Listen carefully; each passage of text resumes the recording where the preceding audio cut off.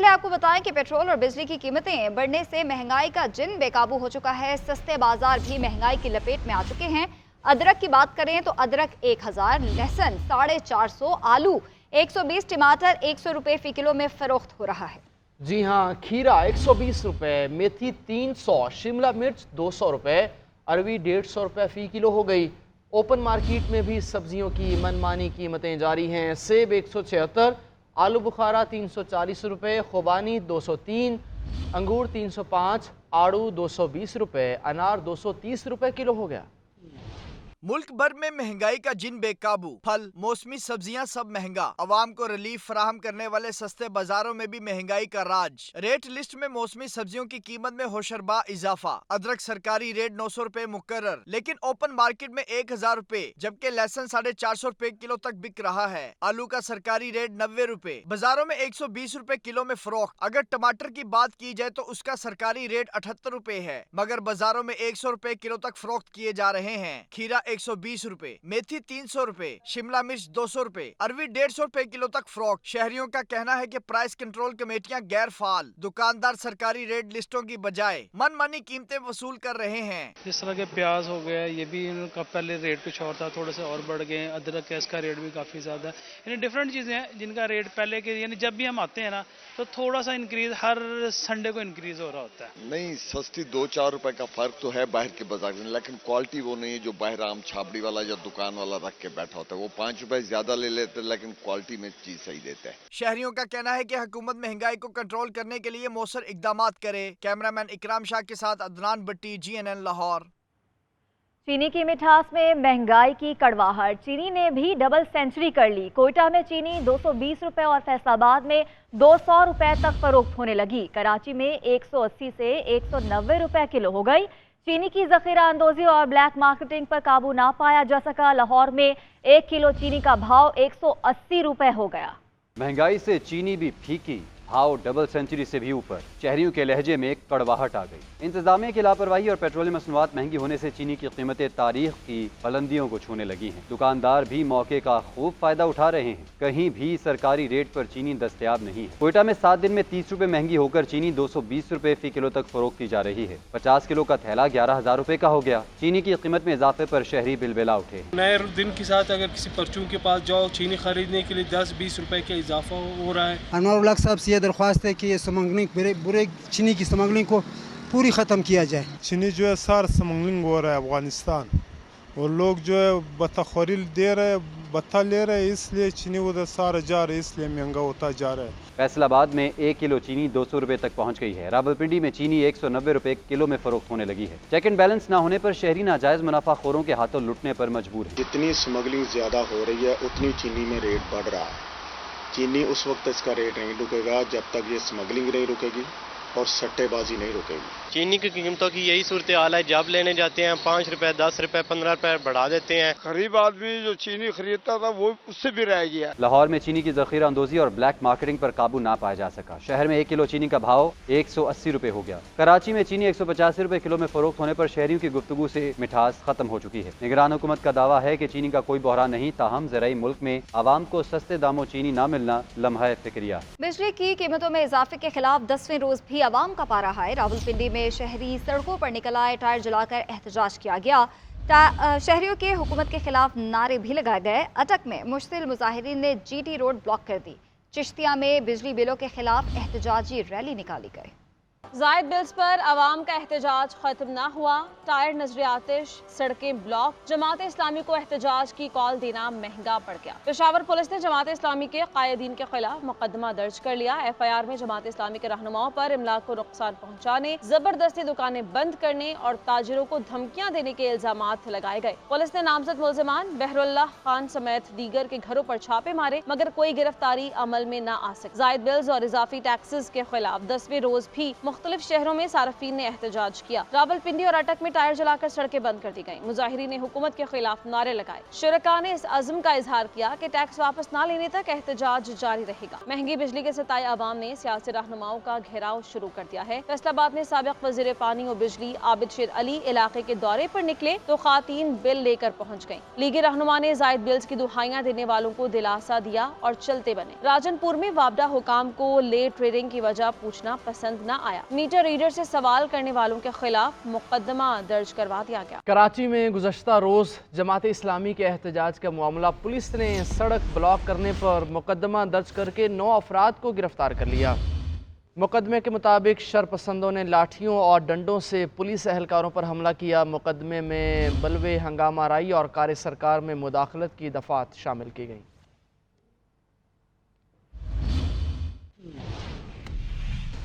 निगरान वज़ीर आज़म अवाम की परेशानी पर संजीदा नहीं हैं, वो पाकिस्तान की बजाय IMF के वज़ीर आज़म लग रहे हैं। जमात इस्लामी का बिजली के बिलों में इजाफे के खिलाफ गवर्नर हाउसेस के बाहर धरनों का ऐलान। सिराजुल हक कहते हैं अवाम ने पुरअमन एहतजाज करके बताया कि हम IMF के मुआहदों को तस्लीम नहीं करते। हुकूमत का कंट्रोल ख़त्म हो चुका और मईशत के तमाम ब्रेक्स फेल हो गए हैं। IPP से मुआहदे मुल्क के मुफाद में नहीं, ऐसे मुआहदे करने वाले कौम के गद्दार हैं। IPPs के गलत मुआहदों में पीपल्स पार्टी, मुस्लिम लीग नून और PTI मुल्लविस है। नाज़रीन, कराची के ताजरों की जानिब से बिजली के बिलों में रिलीफ के लिए हुकूमत को दिया जाने वाला 72 घंटे का अल्टीमेटम ख़त्म हो गया। कराची के ताजरों ने आइंदा की हिकमत अमली तैयार कर ली है। इस सिलसिले में सदर Karachi electronics dealer association Rizwan Irfan कहते हैं कि ताजरों की मुशावरत से एहतजाजी धरने और हड़ताल का दौरानिया बढ़ाने पर गौर किया जाएगा। तो कराची के ताजरों ने एक पुरअमन हड़ताल की थी और उसमें बताया गया था कि 72 घंटे में जो है गवर्नमेंट फैसला करे कि वो बिजली के बिल जो है उसमें कमी की जाए। और प्राइम मिनिस्टर साहब ने भी कहा था कि 48 घंटे में जो है हम बताया जाएगा कि भाई मामा को रिलीफ दिया जाए, लेकिन अभी तक कोई फैसला नहीं किया गया। तो अब जो है हम एहतजाज का दायरा वसी भी करेंगे और जो सिलसिला होगा उसको आगे बढ़ाएंगे। इस सिलसिले में अब हमारी मशावरत होगी तमाम कराची के ताजरों से, फिर फैसला किया जाएगा कि आया कि अब जो हड़तालें जो है वो उसके दौरानियाँ बढ़ाई जाए या जो है वो आप समझ सकते हैं कि जो उसके धरने हैं वो किए जाए। तो अब जो है वो फैसला हम करने जा रहे हैं। अदालती निज़ाम के लाडले को बाहर जाने की क्या ज़रूरत? साबिक वज़ीर दाखिला राना सनाउल्लाह कहते हैं कि आलमी अदालती इंसाफ जाने का मतलब पाकिस्तान को आलमी कटहरे में खड़ा करना है। ये मकरू काम सिर्फ मुल्क दुश्मन और उनके कारिंदे करते हैं। कठपुतली को पाकिस्तान की आलमी बदनामी के लिए इस्तेमाल किया जा रहा है। इनके इस इक़दाम से फ़लस्तीन और कश्मीर के इंसानों के हकूक़ गज़ब करने वालों को दिली खुशी हुई। पाकिस्तान मुस्लिम लीग की चीफ ऑर्गेनाइजर मरियम नवाज से अमरीकी सफ़ीर डोनाल्ड ब्लूम की मुलाकात हुई है। मुलाकात में दोनों ममालिक के दरमियान तवीलुल मुद्दती दो तरफा ताल्लुकात की अहमियत पर तबादला ख्याल किया गया।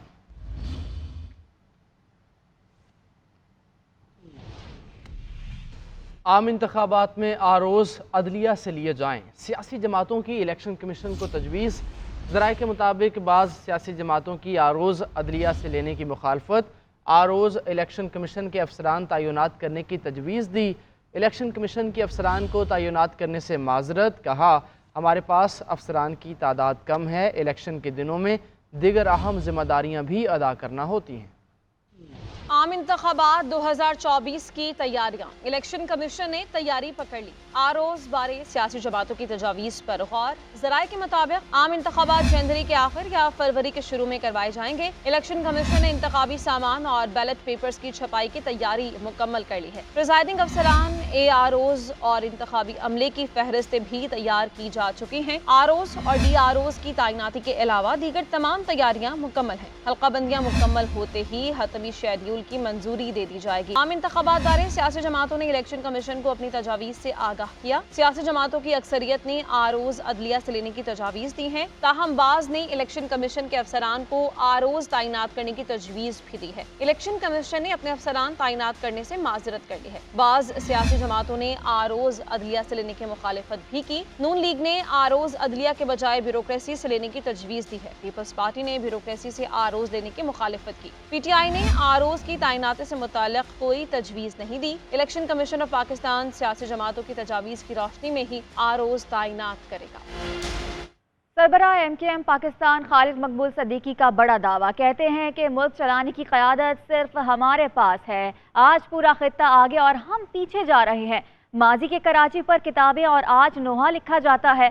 शहर को मिलने वाले पैसे भी करप्शन की नज़र हो जाते हैं। पीपल्स पार्टी पर वादा खिलाफी और तकसीम का इल्ज़ाम भी लगा दिया। हमारे खिदमत खल्क का जज्बा करेगा, हमारी मेडिकल एड खिदमत के जज्बे के तहत करेगी। MKM के जिम्मेदारान और हम सब मिलकर चलाएंगे, ये चला के दिखाएंगे और जिस दिन मुल्क हवाले हुआ वो भी चला के दिखाएंगे। जागीरदाराना निजाम जागीरदारों और सनतकारों का था, सनतें भी जागीरदारों को के हवाले कर इस मुल्क को 200 साल पीछे कर दिया गया।